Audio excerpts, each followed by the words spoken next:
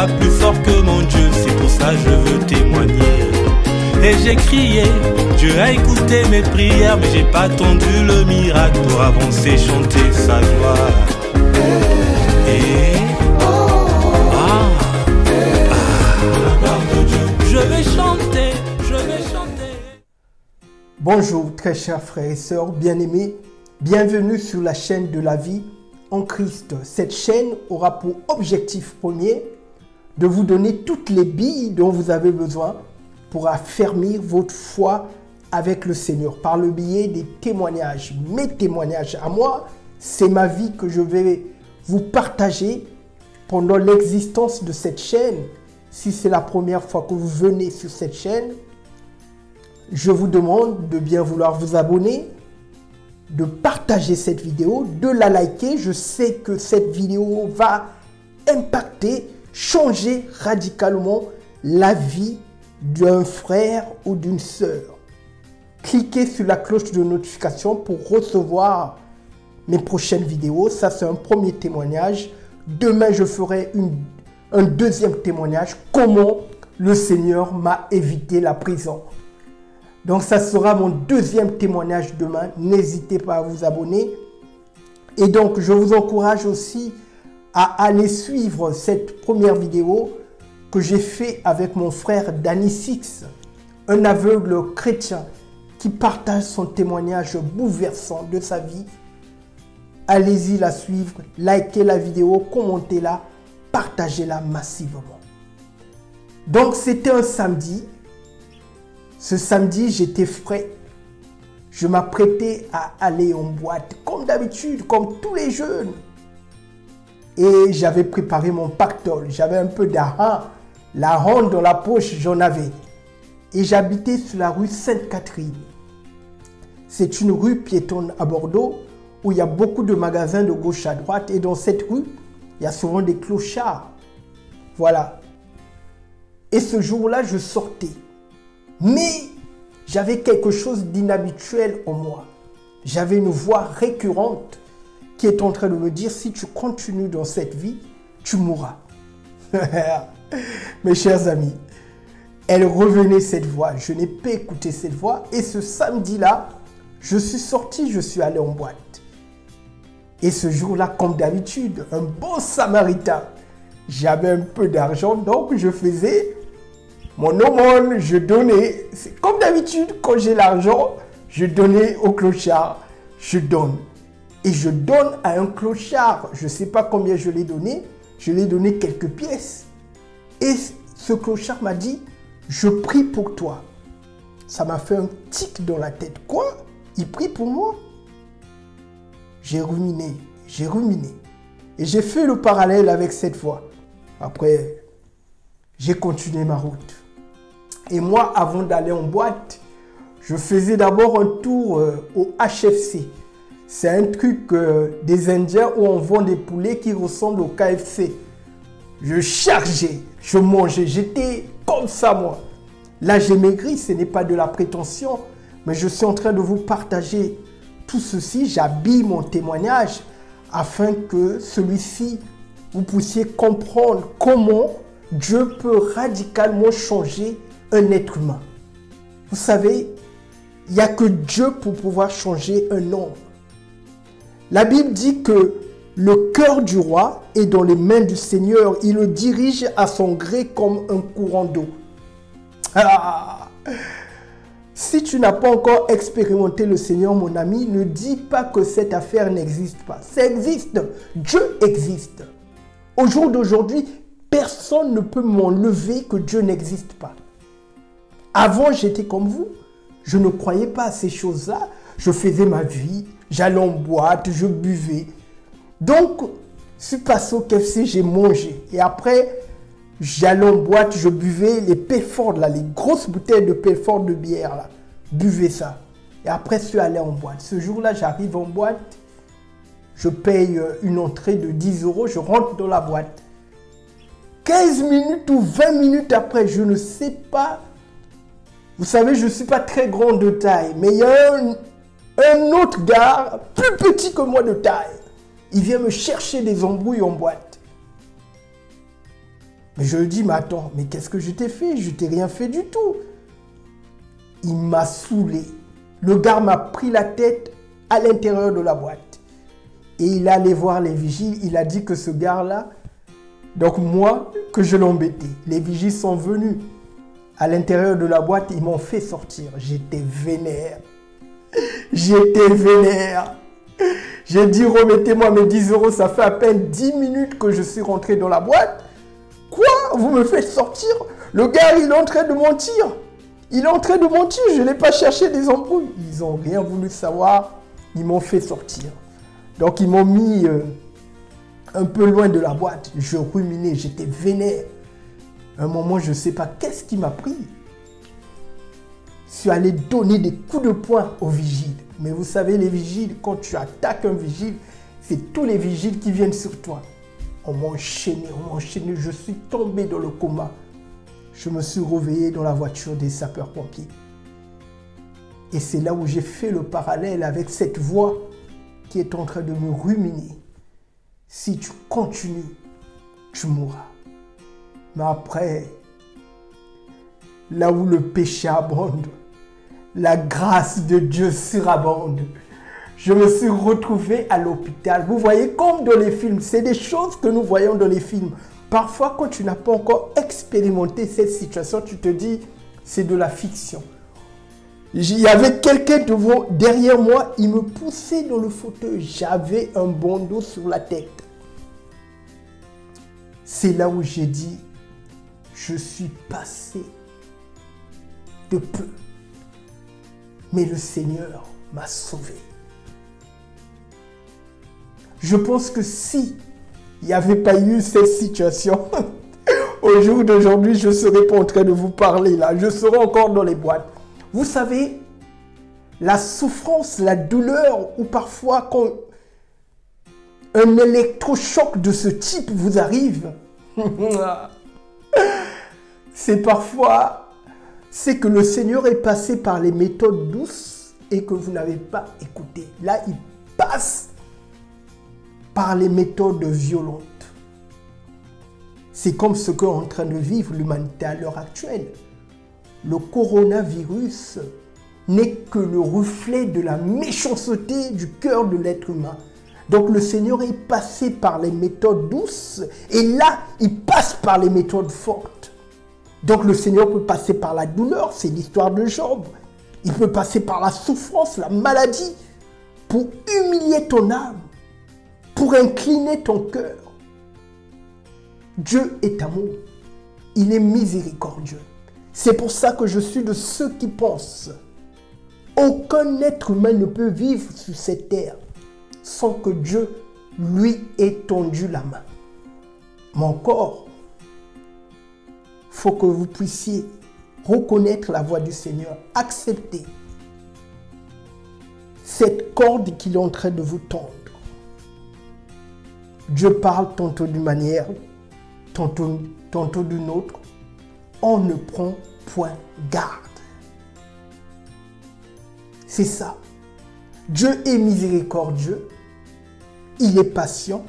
Mais attention, sa patience a des limites.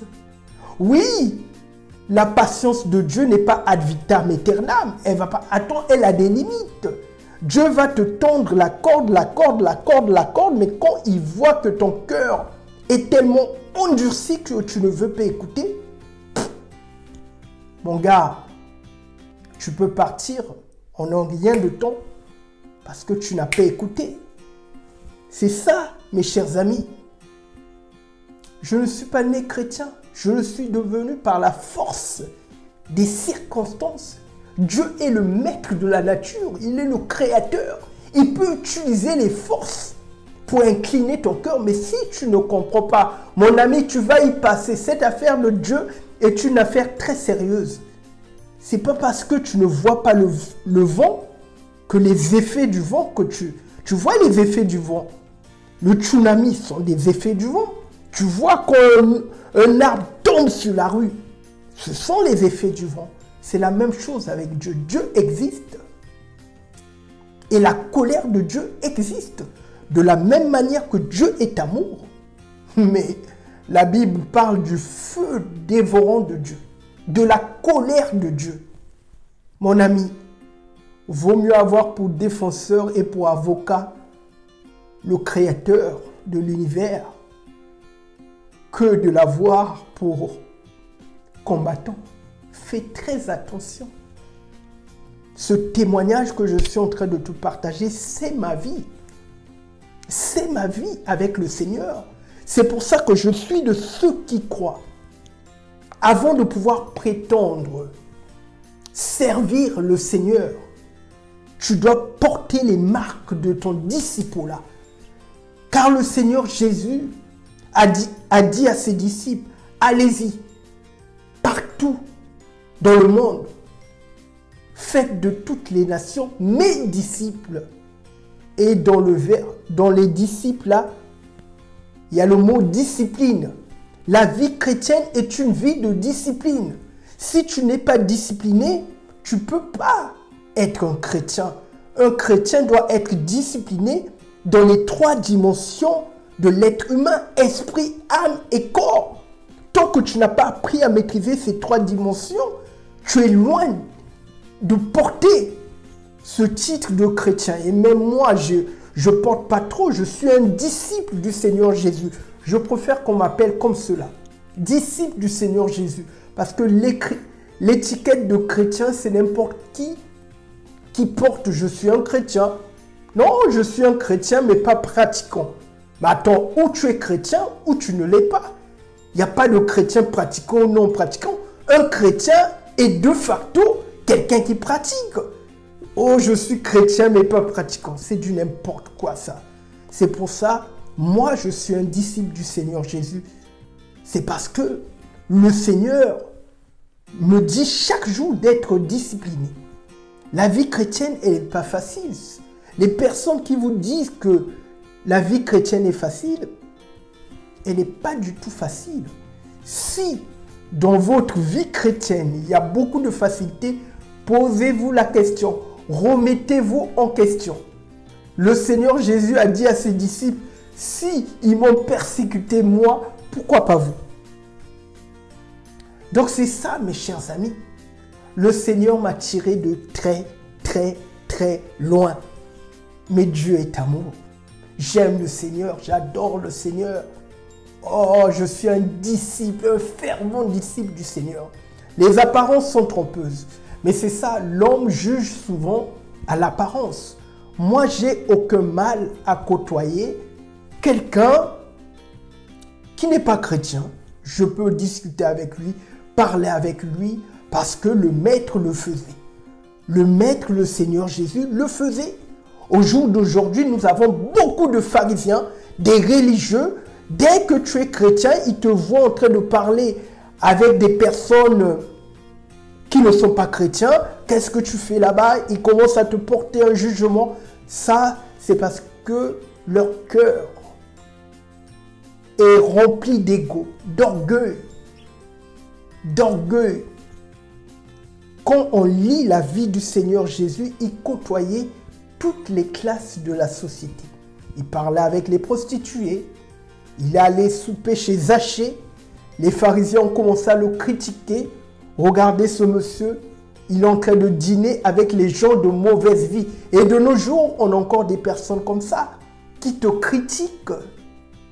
Comment veux-tu impacter les nations si tu ne côtoies pas ces personnes? Tu es la lumière du monde. Tu es le sel qui donne la saveur. Mais par contre, si tu es un bébé converti, je te dis de t'affermir d'abord dans le Seigneur avant d'aller côtoyer ces personnes, de peur qui t'influencent. Parce que avant d'aller côtoyer des personnes qui ne sont pas dans le Seigneur ou de rester, entre guillemets, en leur compagnie, tu dois avoir une foi ferme, inébranlable. C'est ça. Donc voilà, mes chers amis, ce premier témoignage que je voulais vous partager, comment le Seigneur m'a tiré de la boue du péché. de cette vie de débauche. Et chers amis, j'aimais la fête, moi. J'aimais la fête. Dès que jeudi arrivait, parce que à Bordeaux, je ne sais pas si c'est comme ça dans toutes les villes, jeudi, c'était la soirée des étudiants. Vendredi, samedi, moi je commençais jeudi, vendredi, samedi, dimanche. Fête, fête, fête, fête. Je faisais que ça. Et le Seigneur m'a gardé. C'est pour ça, je lui dis merci sans cesse. Merci Seigneur pour ton amour, pour ta miséricorde, pour ta bonté et ta grâce. Sans toi, je suis rien et je ne serais pas là en train de partager ce témoignage à mon frère et à ma sœur. Oui, mes chers amis, mes très chers frères et sœurs, je vous demande d'être attachés au Seigneur. Si vous remarquez ces signes dans la vie, une voix récurrente qui est en train de vous parler et de vous dire d'arrêter ce que vous êtes en train de faire de mal, de demander pardon ou quoi que ce soit, faites-le et recadrez votre vie. Venez au Seigneur. Apprenez à le connaître car c'est une vie de relation. La vie chrétienne est une vie de relation avec le Seigneur, avec le Saint-Esprit, avec cette voix récurrente. Quand nous étions dans le monde, on l'appelait le sixième sens. Mais chez nous les chrétiens, cette voix, c'est le Saint-Esprit qui nous parle. C'est la voix de la conscience que le Créateur a mis dans chaque être humain. Car vous pouvez mentir à tout le monde, mais cette voix, vous ne pouvez pas la mentir. Car c'est la conscience, le souffle de vie que le Créateur, le Seigneur, notre Dieu, a soufflé dans chaque être humain. C'est ça. Donc, merci de m'avoir suivi jusqu'à la fin. C'était une joie de partager ce témoignage avec vous. N'hésitez pas à partager cette vidéo massivement, à la commenter, à la liker et à cliquer sur la cloche de notification. Demain, je ferai une deuxième vidéo, comment le Seigneur m'a évité la prison. Témoignage émouvant et bouleversant. À très bientôt et merci. Pas plus fort que mon Dieu, c'est pour ça que je veux témoigner. Et j'ai crié, Dieu a écouté mes prières, mais j'ai pas attendu le miracle pour avancer, chanter sa gloire.